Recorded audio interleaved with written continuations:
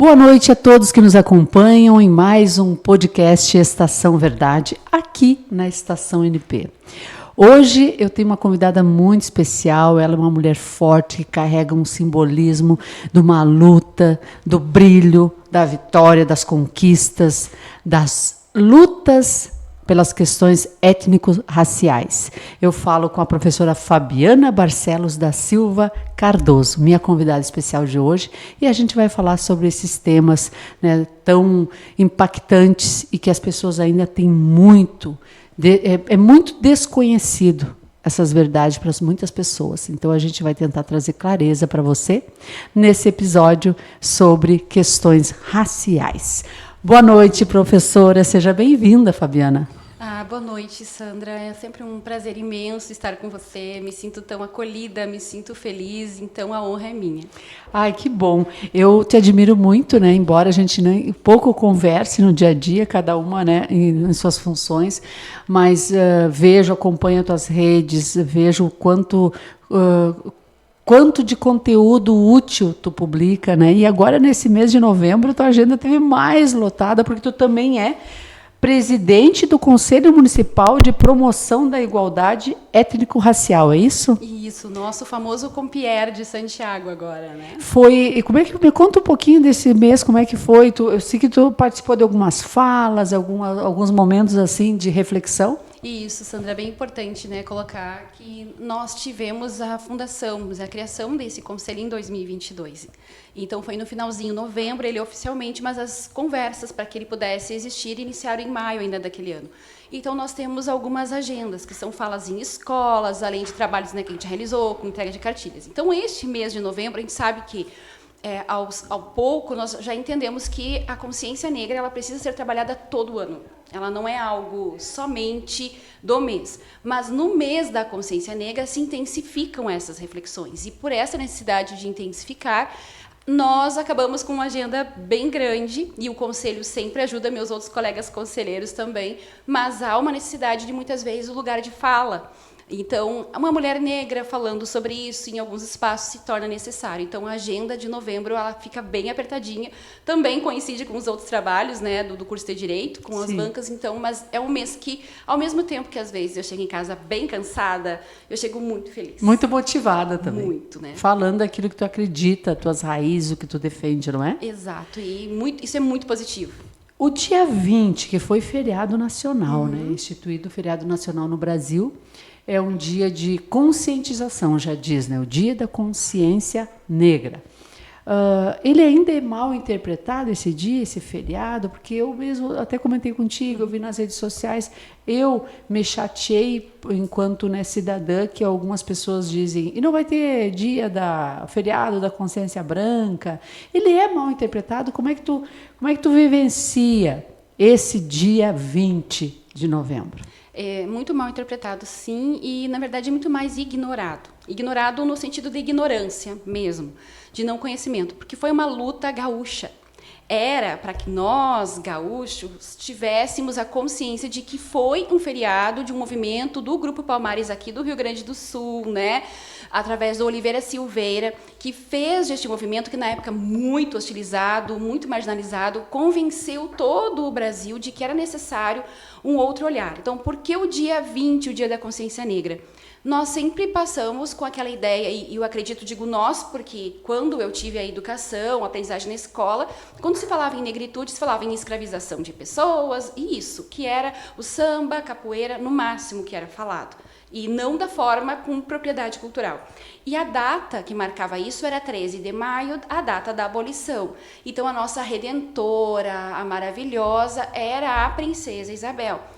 Porém, um estudo crítico, o que significa, né? Eu trago isso muito pela colonização. Nós somos um Estado colonizado, nós somos um país colonizado, mas um Estado também muito colonizado. E essa é a narrativa de quem nos colonizou, que a princesa... Foi lá, então, um ato de bondade. Ato de bondade. Há vários filmes que a própria, né, a parte do cinema trouxe, as novelas de que ela era uma pessoa que tinha consciência de que a negritude eram pessoas. Mas, no fundo, nós sabemos que não foi assim. O Brasil só foi o último país a fazer a libertação dos povos escravizados por uma pressão econômica. parecido com o que nós chamamos hoje de um tarifaço. Era uma pressão econômica. Global, que os outros países já haviam exterminado com a escravidão. Exato, então o Brasil estava sendo pressionado. Então isso era uma questão econômica, porque a gente tem que lembrar que as pessoas eram coisas, eles eram objetos, eles eram vendidos. É como se alguém... Era propriedade. Era como o gado hoje, como boi, vaca, essas questões. Então, por exemplo, vamos dizer que a partir de agora, todo o dinheiro que tu investiu, tu um grande fazendeiro com mais de tantas mil cabeças, abre as porteiras e solta todo o teu dinheiro? Não.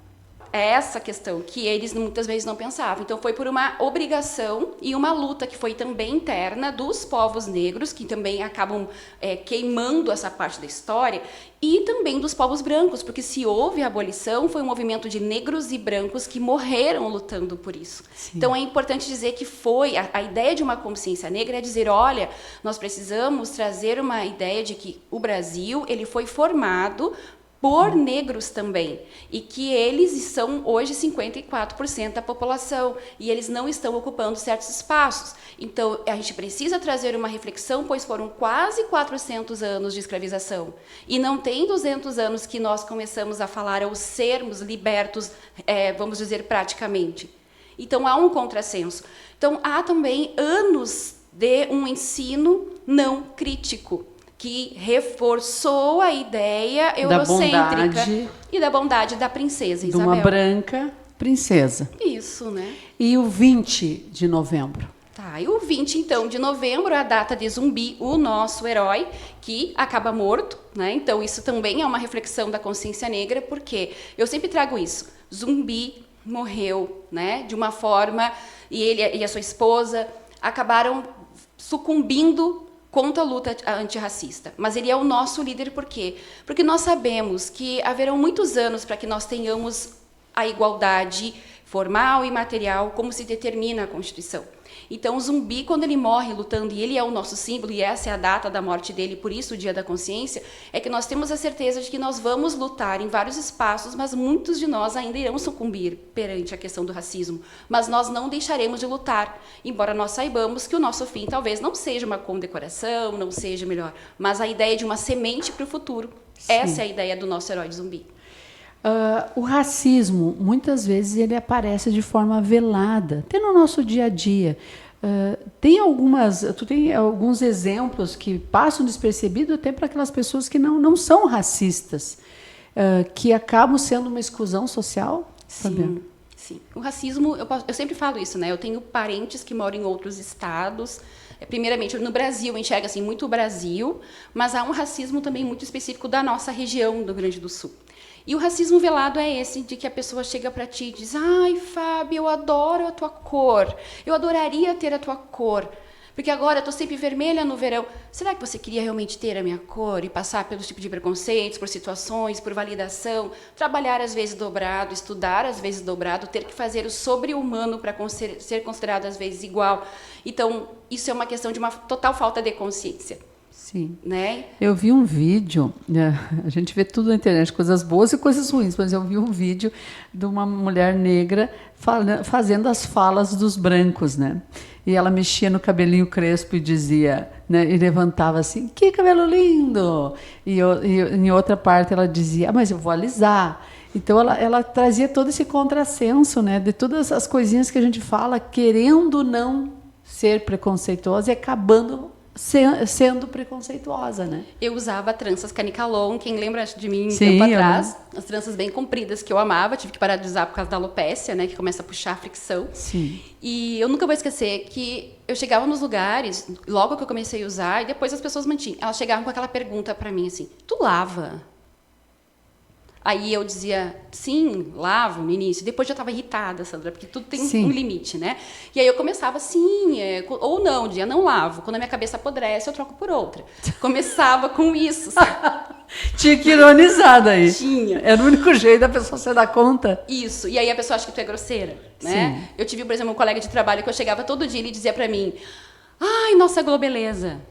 Com todo o respeito à globeleza, eu estava no ambiente acadêmico, eu chegava para trabalhar, eu não estava nua, não estava pintada, não estava sambando, eu não estava sensualizando.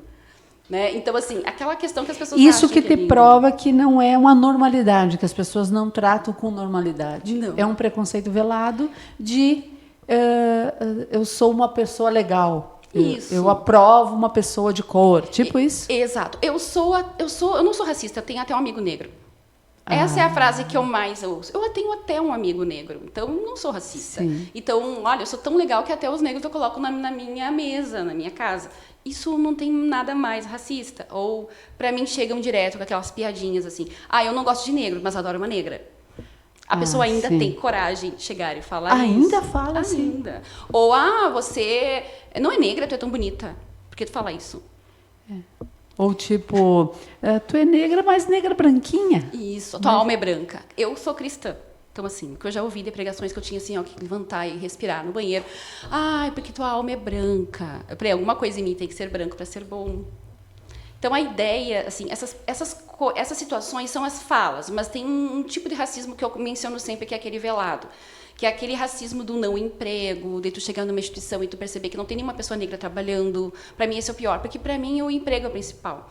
Nós só queremos a oportunidade de começar. E aí tu ouve seguido aqui, Santiago, tu não fecha o perfil da empresa, tu não fecha o nosso perfil, tu não tens o nosso perfil. E tu acredita que seja porque, no caso, o candidato seja negro? Sim, com certeza. E o que representa agora tu falou em emprego, né? Nesse viés da dificuldade de ascender a um cargo ou a um emprego, o que representa para ti ser hoje professora universitária, ser mestre em uma das tuas áreas e ser coordenadora num curso de direito, né? Posto que a gente, ainda mais se tratando de direito, né? Muito ainda, né? A grande maioria são advogados brancos. O que significa para ti isso hoje?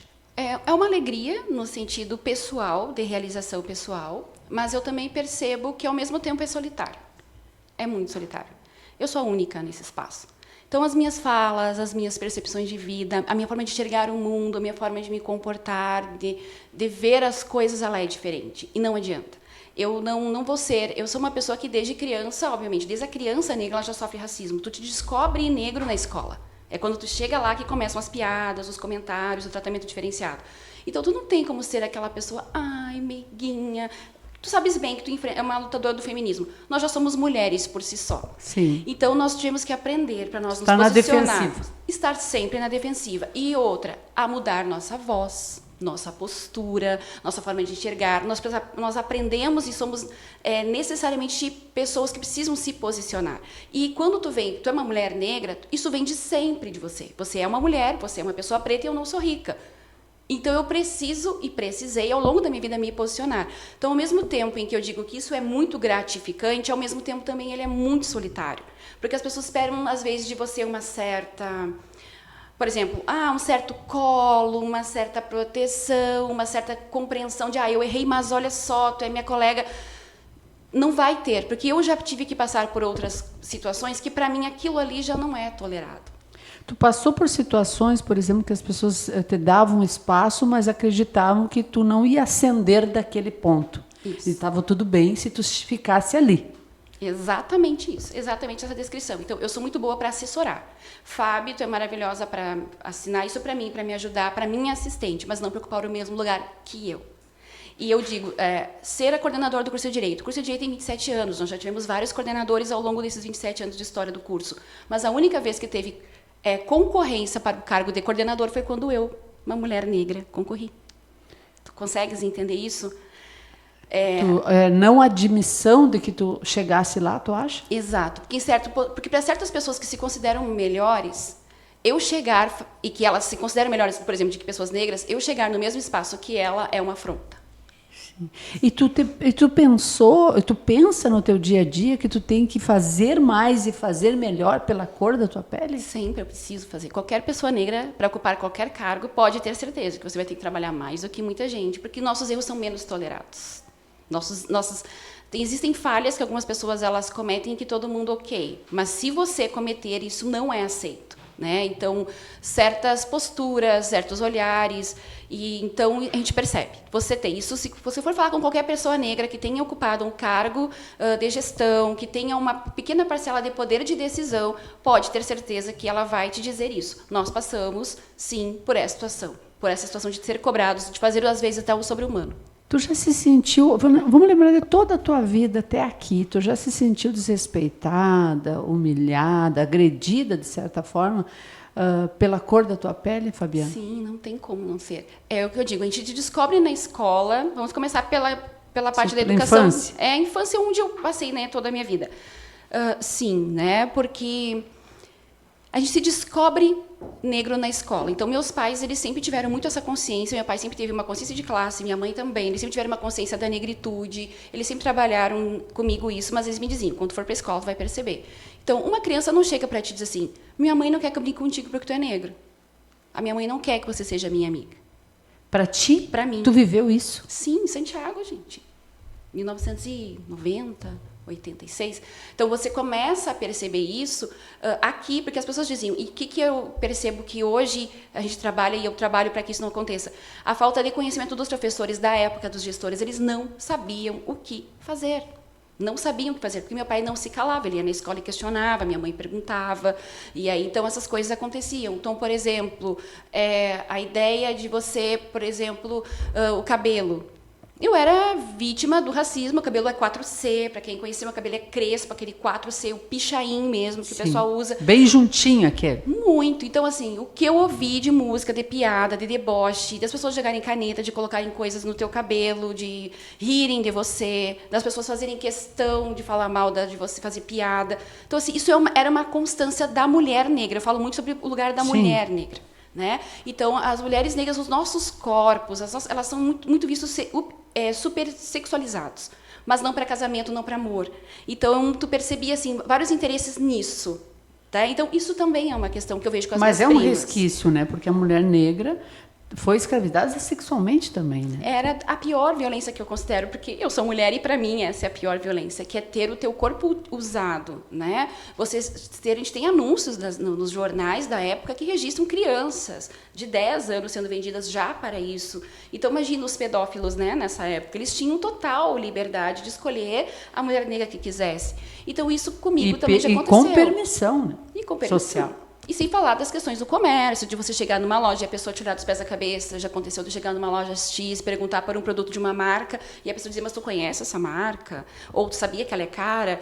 Então, essas coisas que a pessoa olha, e tu percebe que talvez se fosse uma mulher branca, bem vestida e tal, com uma roupa padrão, ela não teria esse tipo de pergunta, ou esse tipo de tratamento. E isso é algo comum. A primeira vez que eu fui comprar meu carro, de eu ficar querendo comprar um carro, eu queria comprar um carro zero, eu ficava olhando ao redor, e ninguém veio me atender.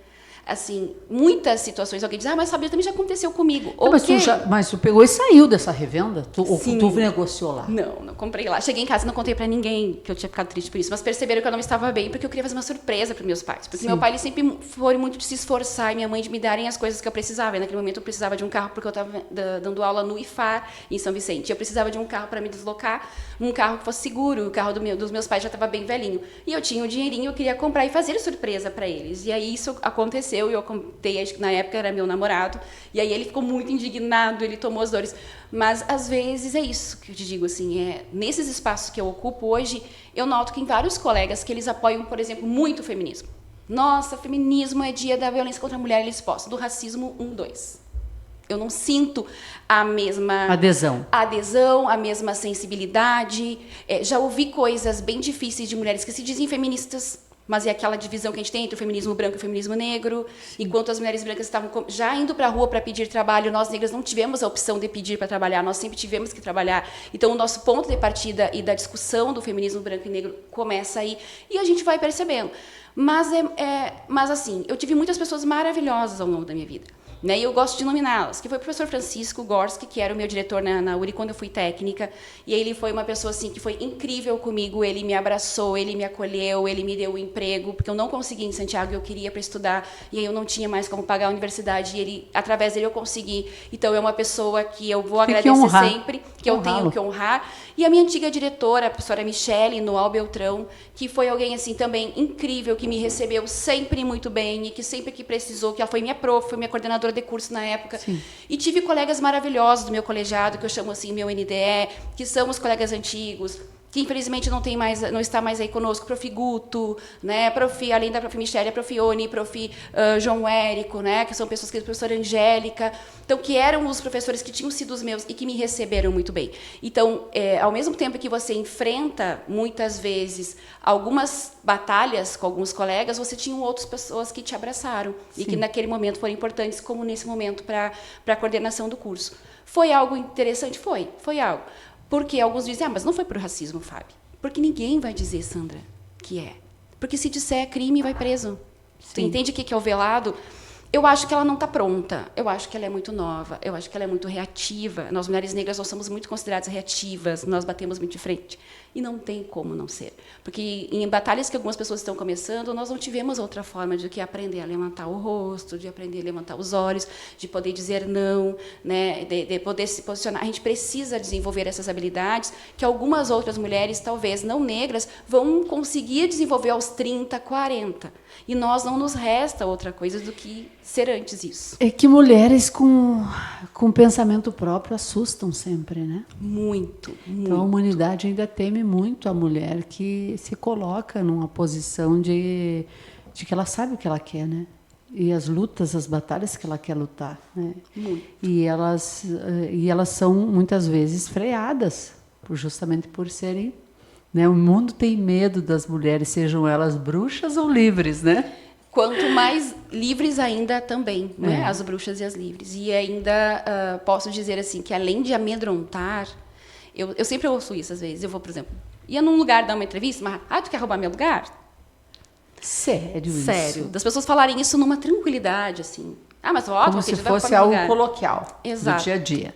Então, aí que eu te mostro, assim, há uma sensação de que nós temos um lugar e que se eu chego, eu sou intrusa. É como se, por exemplo, eu não tivesse um lugar.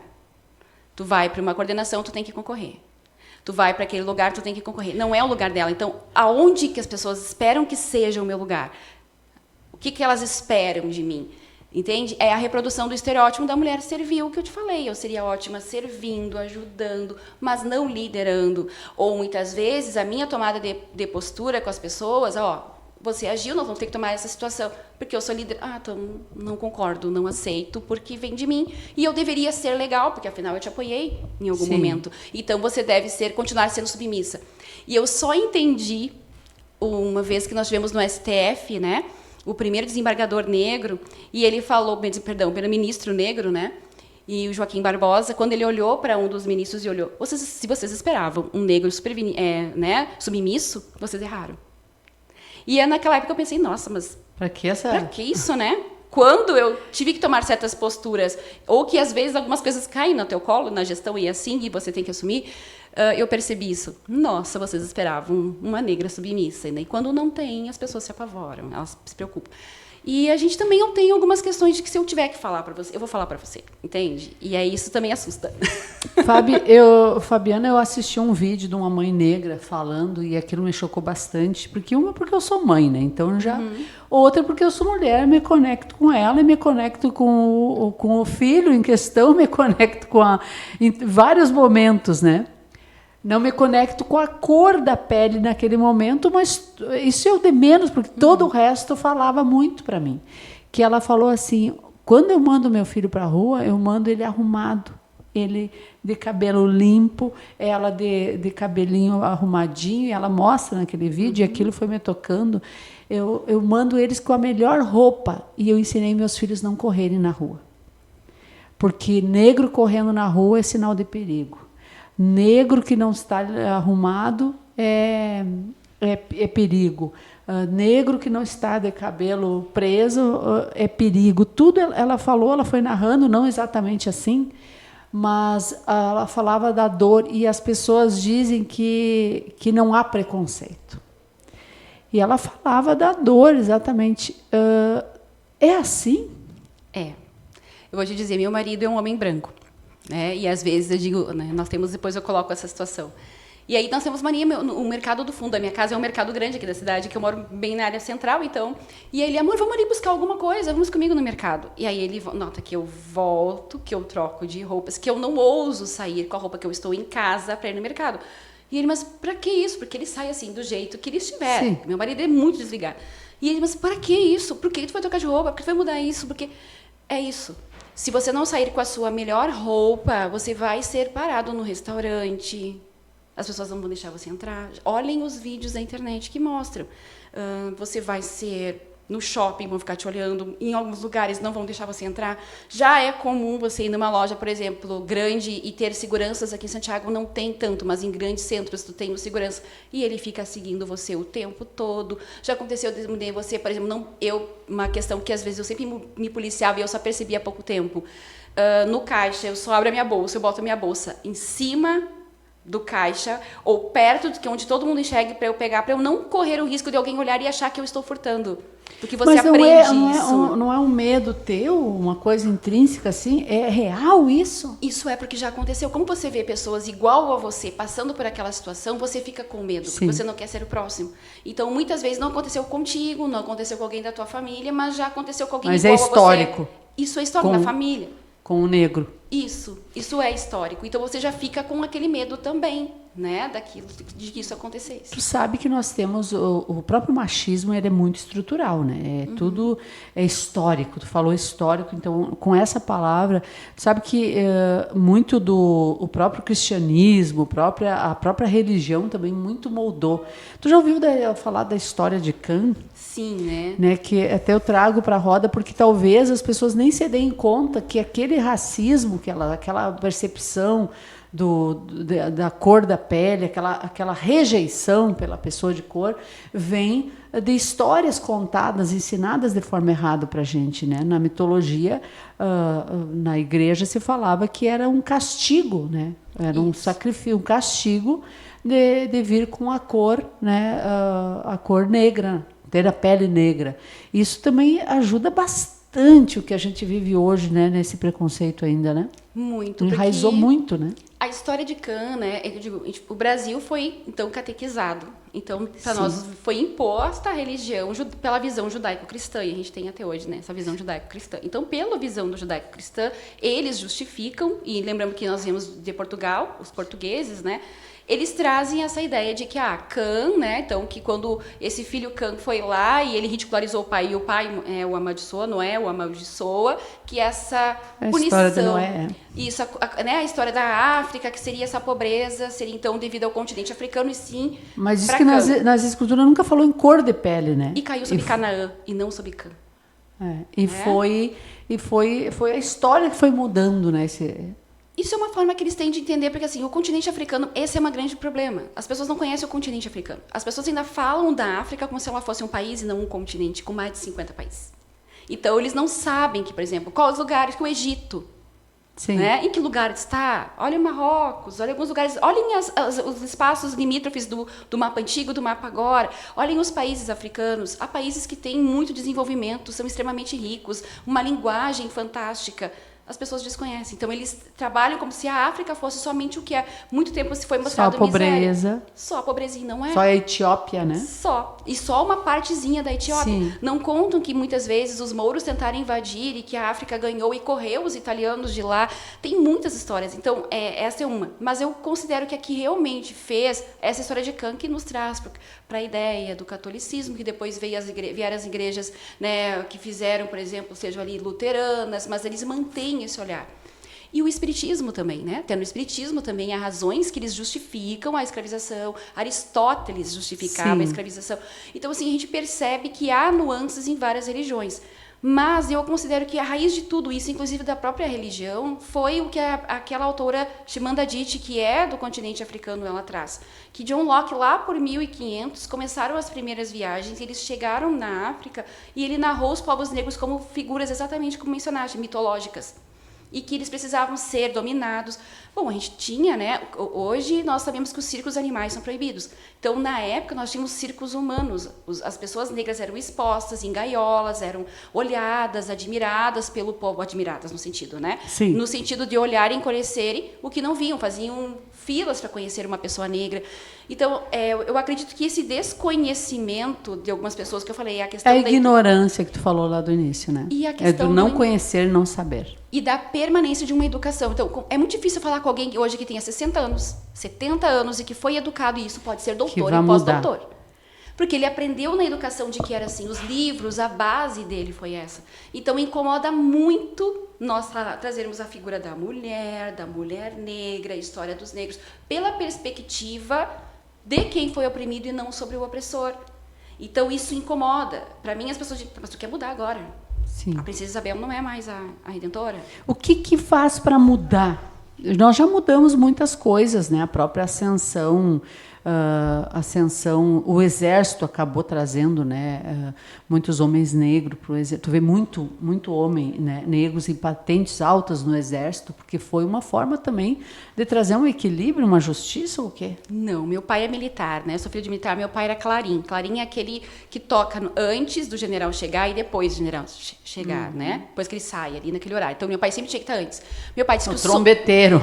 aquele que dá o toque, né? Sim. Que inicia tudo alvorada. E meu pai, ele disse que a tristeza da vida dele é que ele ficou mais de 30 anos no exército e ele nunca pôde tocar para um general negro.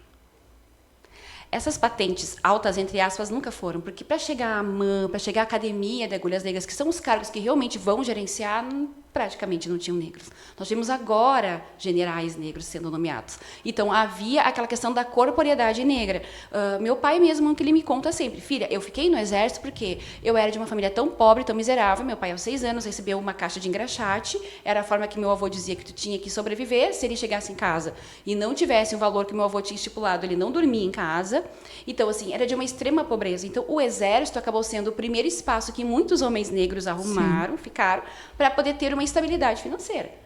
Uma grande parte dos homens negros que eu conheci, que foram da idade do meu pai e um pouco menos que eles, ficaram no exército não porque o exército era o sonho de servir a pátria ou morrer pelo Brasil. Mas era um caminho. Era o único caminho que tinha. E muitos que a gente sabe da nossa região também muitas vezes buscaram hoje menos, hoje nos últimos 8, 10 anos isso diminuiu, mas era uma das possibilidades das pessoas terem um trabalho fixo, um salário e um plano de saúde. Então, muitos homens negros, porque sabiam que fora daquilo não iriam conseguir. E ali dentro, chegou a ideia do próprio nacionalismo, que nós temos, ele nega o ponto de partida. Então, você chegou no exército, todos têm a mesma farda, a mesma cultura, as mesmas condições, e ali eles conseguem se manter. Então, ali o jogo começa a se transformar igual, que é o que eu digo, muitos que defendem o nacionalismo não conseguem entender essa diferença. Quando tu chegou no exército, agora sim, tu entrou na instituição, todos têm a mesma possibilidade, isso colocando, vamos imaginar um EV que está ingressando no exército, agora eles estão em pé de igualdade. Mas isso não acontece em outros lugares, isso não aconteceu na história do país. Algumas pessoas começaram... Tudo muito mais lento, né? Muito. Cotas raciais, o que tu pensa quando vê que tem pessoas que acham injustas cotas raciais, né? Outras pessoas que já estão brancas ou negras, independente da cor de pele, mas que têm um entendimento que é uma forma de fazer justiça a um povo que foi escravizado. Eu entro nesse grupo, desse time que pensa assim. Inclusive... eu vivenciei isso na pele, porque o meu sobrinho fez vestibular para medicina e ele não entrou, e entrou um cotista com uma nota menor que a dele. Na época ele ficou chateado, tudo, mas depois ele entendeu, ele disse, estamos pagando a dívida, ainda brincou com essa questão. E foi estudar, e é médico hoje, é feliz com a escolha dele, mas muitas pessoas não levariam na esportiva desse jeito, Fabiana, e falam, inclusive, que são contra, que tem que acabar as cotas. O que tu pensa sobre isso? Eu penso que, primeiramente, embora tenha um grande respeito pela opinião das pessoas que são contra, eu lamento a ignorância e digo o tanto importa, porque a lei, o que eles pensam ou deixam de pensar sobre a cota, já passou o período deles discutirem. A lei, ela não é um conselho. A lei, ela é uma obrigação, né? Eu sou prof de Direito, no primeiro semestre eu dou aula disso.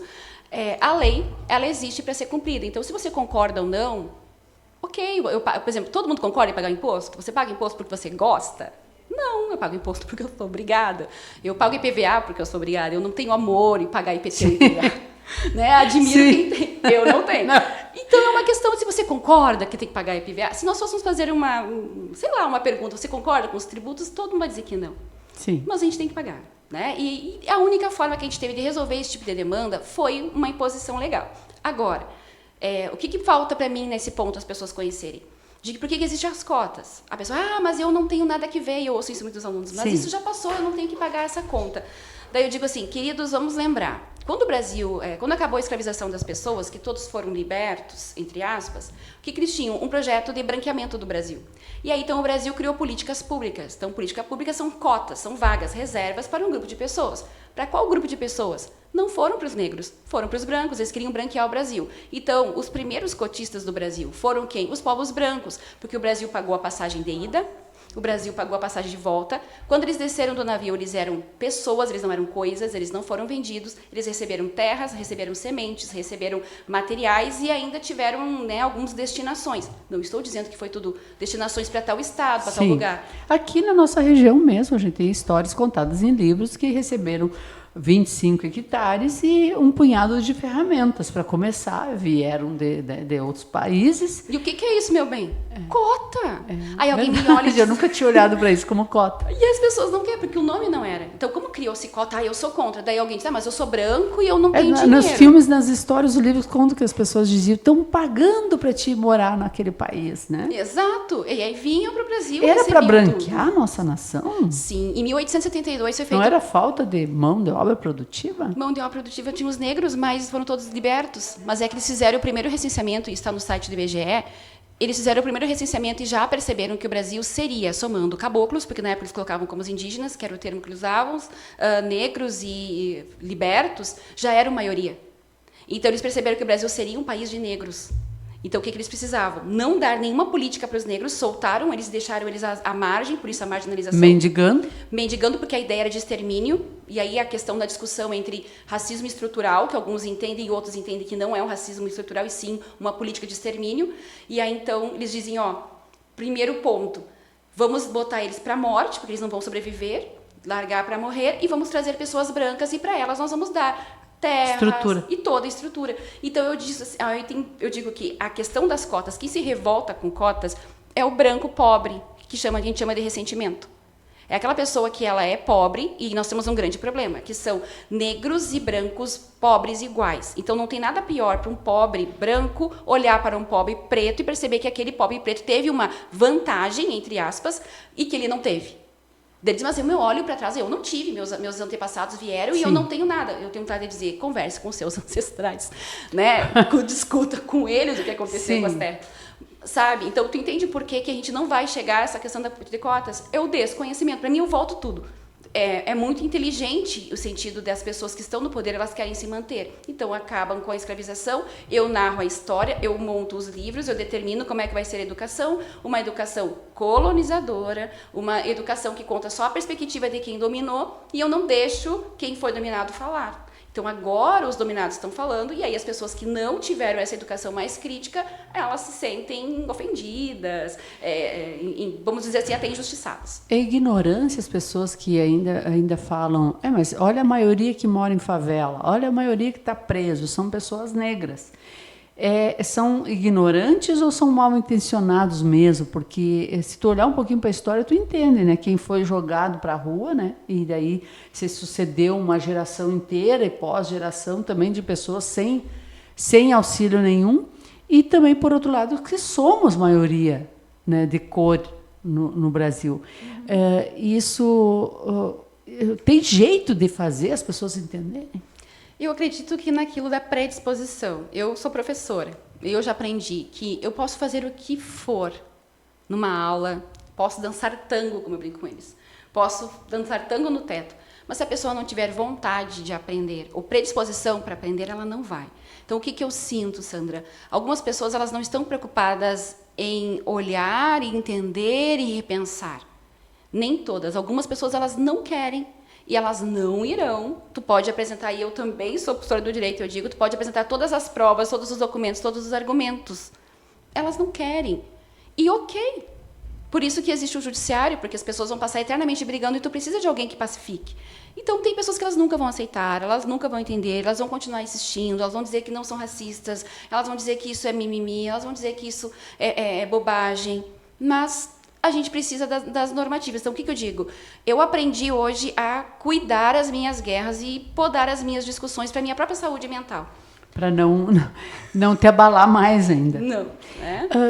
Estando no conselho, presidente de um conselho, né, que traz justamente isso, isso para a pauta, o que tu quer mudar Tem alguma coisa assim que tu quer fazer, que tu quer agir ou falar mais sobre isso? O que te move estando à frente? Sabe que é uma responsabilidade muito grande, né? Sim, isso é. Eu acredito que eu estou dizendo bem sinceramente, acho que eu só tive dimensão da responsabilidade durante o período. Né? A ideia de começar, vamos pensar, é interessante, mas eu acho que eu só tive dimensão da importância ao longo da caminhada. E eu percebo assim que o que eu gostaria, né, de fazer. Eu sei que o racismo não vai acabar, que eu vou morrer e ainda vai ter a questão de racismos diversos. Porque a gente fala tem o racismo ambiental, tem o racismo cultural, tem o racismo social, tem inúmeros racismos, racismo individual, racismo coletivo, institucional. Mas eu acredito que eu vou morrer e não vai ter acabado o racismo. Mas eu já escolhi a docência por isso. Eu tenho uma inconformidade dentro de mim com algumas coisas. Se eu olhar para algo e eu entender que aquilo é injusto, eu sei que eu vou adoecer se eu não lutar para mudar. Então, eu penso que eu poderia ir para casa, como muitos outros negros, porque tem muitos negros que me dizem, Fabi, eu não vou entrar nessa. E eu digo, eu te entendo. Nem todos os negros precisam estar envolvidos nisso, mas eu, Fabiana, eu não vou para casa em paz se eu não fizer a minha parte. Se eu não me propor ser ponte, se eu não me propor a estabelecer diálogos, a sentar com as pessoas que podem mudar, porque quando tu está à frente do conselho, eu posso sentar com pessoas que têm possibilidade de fazerem as coisas acontecerem, mesmo que seja por vontade, e se não for por vontade, que seja por imposição da lei. Mas eu vou conseguir fazer. Se eu não entrar, não participar, eu não vou poder fazer nada. É mais fácil eu ir, enfrentar e aguentar muitas vezes os tombos, as frustrações, mas posso dizer que ao longo do conselho eu tive muito mais alegrias, muitas alegrias, né, realizadas ao longo do conselho, do que me sentir, eu não fiz nada por isso, eu não modifiquei. Quando eu vejo uma situação de racismo numa escola, que alguém me procura, que alguém me questiona e que eu posso ir lá e tentar contribuir, isso me dá uma tranquilidade, porque eu sei que é 0,01% no meio de um oceano, mas eu sei que eu fiz alguma coisa. E isso, enquanto ser humano, para mim, me acalma. Talvez uma análise bem feita, né? Talvez alguém da psicologia consiga Freud explicar. Mas eu, enquanto Fabiana, eu prefiro fazer alguma coisa do que me calar. Né? E também entendo quem se cala, porque cada um sabe das suas dores, né? E quando tu vê o sentimento tem frases prontas, né? Claro, mais ou menos eu sei qual vai ser tua linha de raciocínio, mas eu quero que as pessoas entendam quando dizem, como tu já falou, tu é tão legal, tu nem parece que é negro, ou tu tem a alma branca, ou ou também assim no sentido de julgamento. Tu defende, fala em preconceito, mas é negra e pinta o cabelo de loiro. Ou tu fala em preconceito, mas alisa o cabelo, não deixa... é tanto julgamento, tanta coisa. O que tu pensa quando... Te dá vontade? Na rede social, acho que deve dar muita vontade de responder, né? Dá. E aí tem dias que eu digo assim, eu não vou responder. Nem vou olhar. Não vou olhar. Vai passar batido. Mas tem dias que não aguento e às vezes eu acabo respondendo, né? E não vale muito a pena porque às vezes você acaba entrando numa espetacularização da ignorância. Daí eu também aprendi. Porque assim, tu não... Aquilo, da predisposição de aprender ou de repensar. Eu digo sempre aos meus alunos, você pode entrar aqui pensando de uma forma e sair com um reforço daquilo que você pensava. Mas, pelo menos, se coloque à disposição para repensar algumas questões, né? E aí, quando eu ouço isso, eu posso dizer assim, para nós, negros, ainda nos falta algo, que é a liberdade. Mas isso é uma discussão que eu te digo bem mais profunda, Sandra. Aí isso é um movimento do próprio movimento negro. Porque daí, dentro do próprio movimento, muitas dessas pessoas negras também alguns entram com paz, por exemplo, eu brinco com em casa, né? Se alguém me ver um dia candidata política para alguma coisa, me interditem, porque eu não pretendo, não quero, né? Todos já têm... Mas as políticas públicas acontecem a partir daí, né? Isso, mas eu posso ser um instrumento para fazerem elas, mas não quero uma política partidária, embora Entendi. me sinta um agente político, mas não político partidário. Eu brinco lá em casa, podem me interditar. Mas, porque eu noto assim, Sandra, dentro dos movimentos, há aqueles que vêm com muita raiva, que eu digo com muita coisa magoada, com muita dor. Muita dor. E cada um sentiu. Eu preciso entender que cada um sabe de onde partiu a sua luta. Aquela dor, né? Só que tem coisas que, por exemplo, que eu noto, o Brasil ele é muito grande. Então, eu noto que, às vezes, há discursos que são... Há um tipo de racismo e uma forma de enfrentar o racismo na Bahia, existe uma em Minas Gerais, existe uma em São Paulo, existe uma no Rio Grande do Sul. Eu sou uma mulher negra do interior do Rio Grande do Sul. Santiago tem 2,7% da população negra. Quando que vale a pena se admitir negro? Eu acredito... Sandra, a gente tem uma ironia, um conselho, né? Que eu brinco que eu vou fazer o chá revelação, né? Que às vezes eu vejo pessoas falando assim, a luta de vocês, e eu tenho vontade de dizer, meu querido, vem cá, vou te dar a mão, né? Você é uma pessoa... Mas isso a gente não pode, é cada pessoa que vai se declarar, né, ao momento descobrir. Mas não tem problema. A professora Maria Rita Pia, ela é uma pesquisadora maravilhosa de Santa Maria, ela sempre diz, um dia você vai descobrir, a negritude vai bater na tua cara. Sim. Ela vai fazer você acordar. Nunca vou esquecer que eu aprendi uma palestra com ela. Mas, enfim, essa liberdade. Então, dentro do movimento, começaram essas questões. Então, tu tem que usar o black, tu não vai alisar, tu não pode isso. E isso, daqui a pouco, pode funcionar muito bem num lugar, num certo espaço, mas, às vezes, no Rio Grande do Sul, não vai fazer. E, às vezes, eu posso ter uma pessoa negra com cabelo crespo, 4C, e ela não ser uma lutadora, e aí, muitas vezes, ela não conseguir adentrar um espaço. Então, o que eu penso sempre disso? O que vale a minha luta? E por que eu estou? Eu estou para criar pontes e não muros. E para ser livre. E para ser livre. Porque o que acontece? Eu falo isso em todos os lugares. A Erika Hilton, né, sofreu bastante, porque ela botou um aplique, pintou de loiro, e ela é uma mulher trans negra. E ela fala muito dessas pautas, mas estavam preocupados com o alisamento e a cor do cabelo dela, né? E isso é uma forma de tolerar a liberdade também, né? Total. As pessoas querem determinar o amor, por exemplo. Ah, por que eu casei com A um homem o jogador de branco? futebol é clássico, né? O Vini Júnior tá aí, ó. Que eles ficam com loiras. Que eu brinco que é a síndrome do Cirilo, né? Apaixonada eternamente pela Maria Joaquina. Porque eu não gosto do Carrossel, né? O meu ranço com o Carrossel tá aí, acho que é por causa do Cirilo.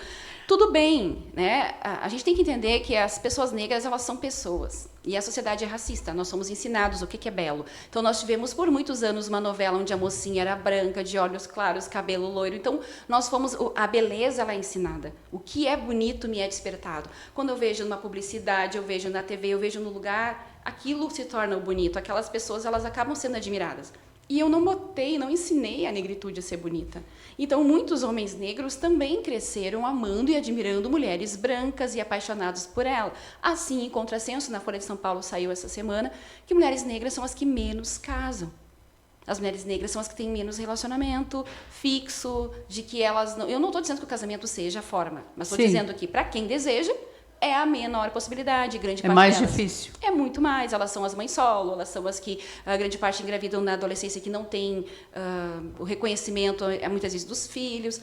E aqui também entra uma questão da violência doméstica. São as mulheres que mais sofrem, as mulheres negras, violência doméstica e retornam para os companheiros.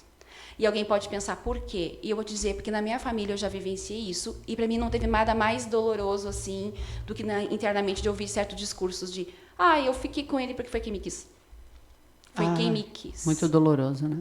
Ou, como se elas já soubessem ou já imaginassem... Que era o destino. Que era o destino, como se outra pessoa não aparecesse tão legal ou tão bom, como se o amor verdadeiro... E aí acabam muitas dessas mulheres negras se acostumando com migalhas de afeto, que para elas aquela migalha é tudo. E aí tu percebe toda aquela questão da dependência emocional. É difícil julgar. É muito difícil.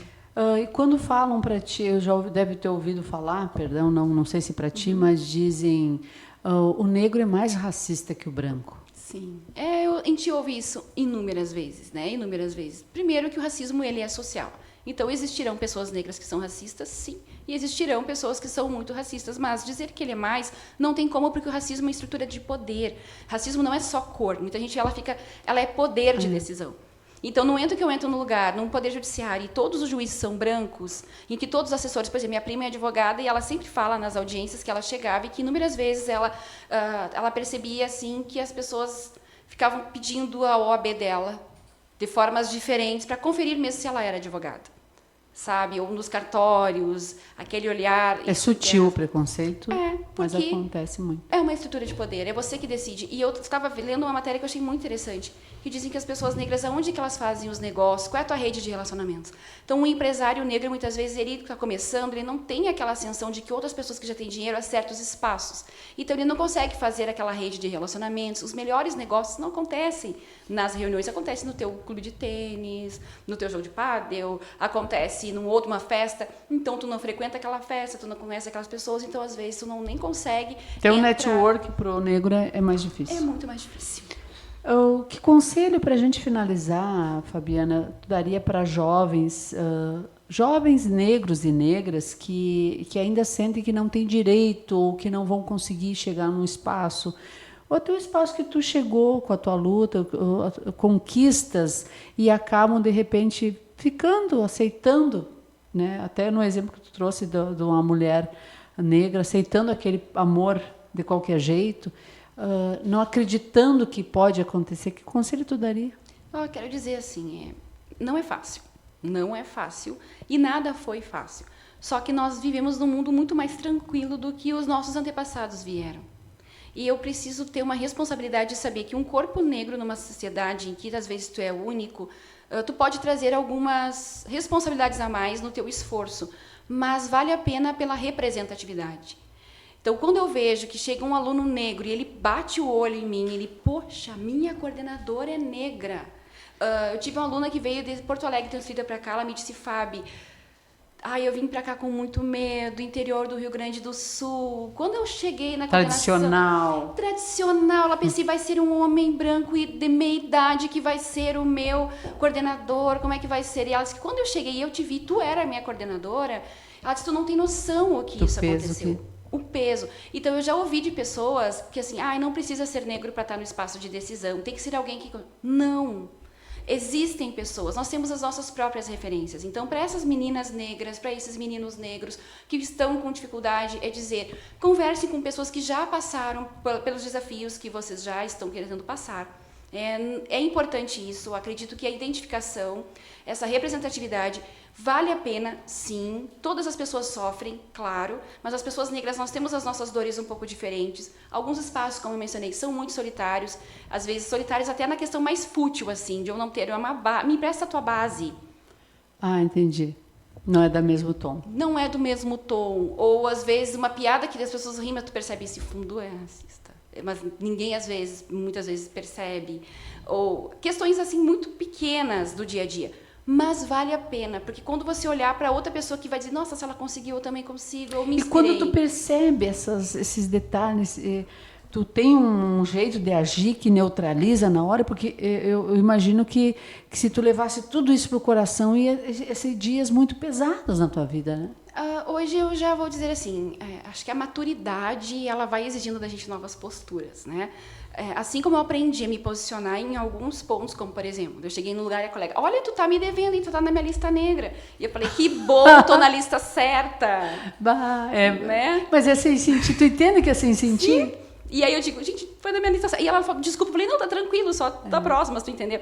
Então, às vezes, eu vou levando na brincadeira. Tem dias que tu leva na brincadeira, tem dias que tu não vai levar. E eu também peço que as pessoas entendam. Tem dias que são bem cansativos.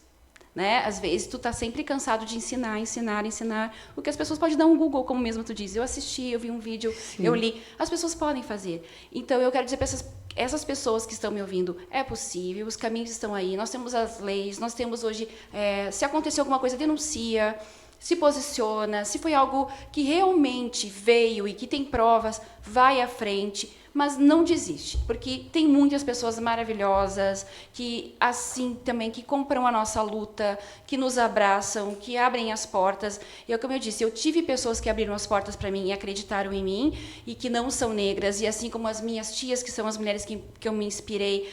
Nós temos muita força das mulheres negras, né? Nós temos a minha mãe é uma mulher muito forte, minha mãe é uma mulher sem estudo, sem conhecimento científico, e ela é uma mulher muito forte, né? Meu pai é um homem que sofreu muitas dores e que ele é um homem muito forte. Então, assim, há uma força na nossa família, nos nossos antepassados. Lembra das pessoas que passaram escravizadas e da oportunidade que você tem de ser livre. Então, usa isso.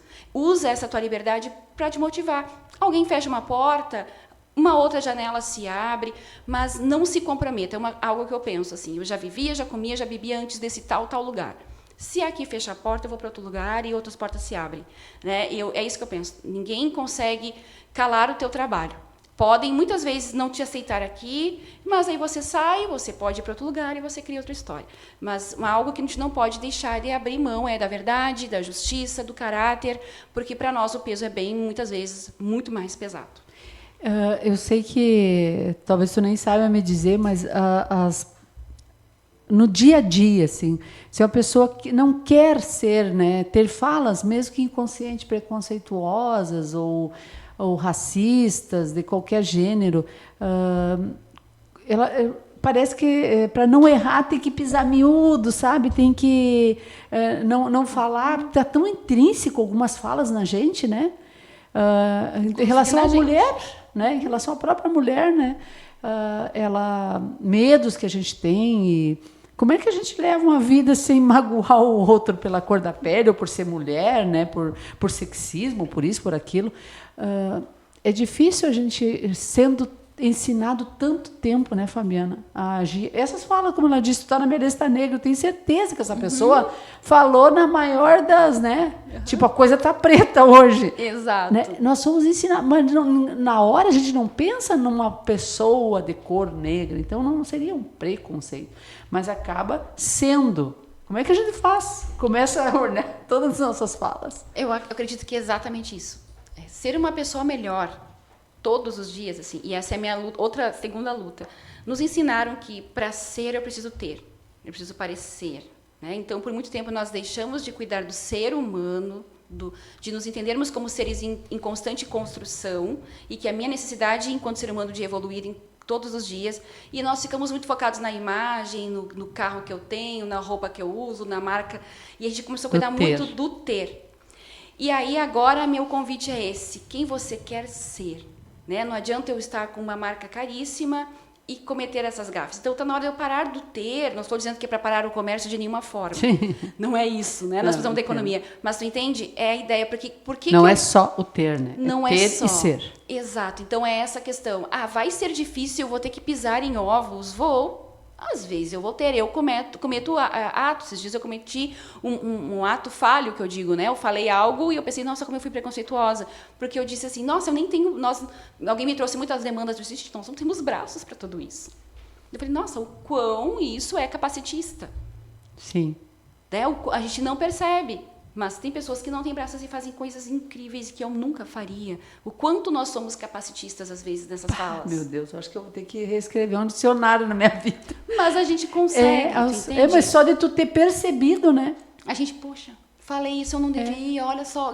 Então, tu começa a perceber. Se tu falasse para mim agora, eu não ia entender como preconceito, mas se tem uma pessoa que tem limitações, né, físicas, talvez se sentisse frustrado naquela hora, né? Exato. Exatamente isso que tu falaste. E aí alguém me disse assim, o mundo tá muito chato, não tá?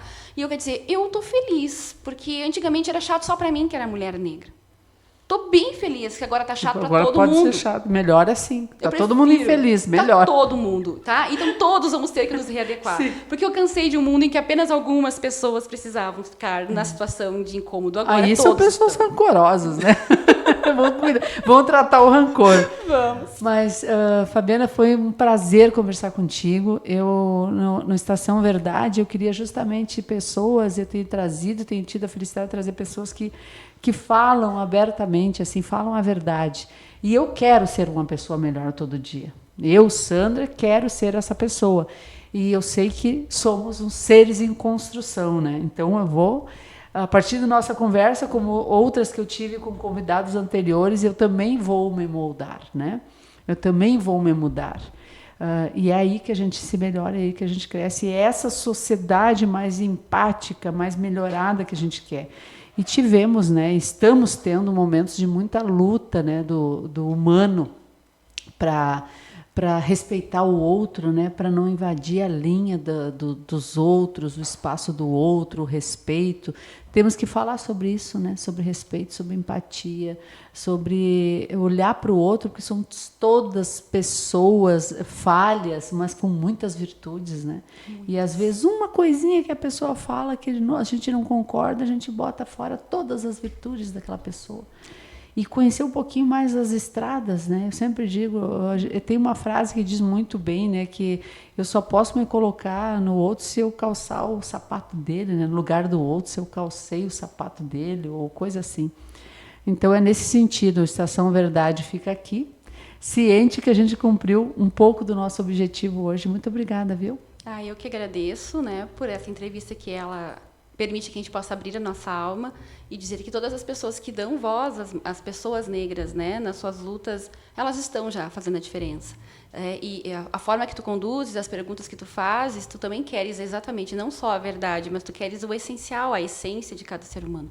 Então, dizer para todas as pessoas, né, minha gratidão, em especial a ti, por esse cuidado, e pedir, assim, as pessoas negras, eu sei que algumas lutas, para alguns é muito difícil, alguns não querem se identificar, sabem que muitas vezes se colocam nessas situações em família, mas há um tempo para cada um e está tudo bem. Se você também não quiser ser uma pessoa negra, que seja ativista. Tá? Também está tudo bem, faça a diferença nos seus espaços e é sobre isso, é sobre acolher todas as pessoas. É verdade.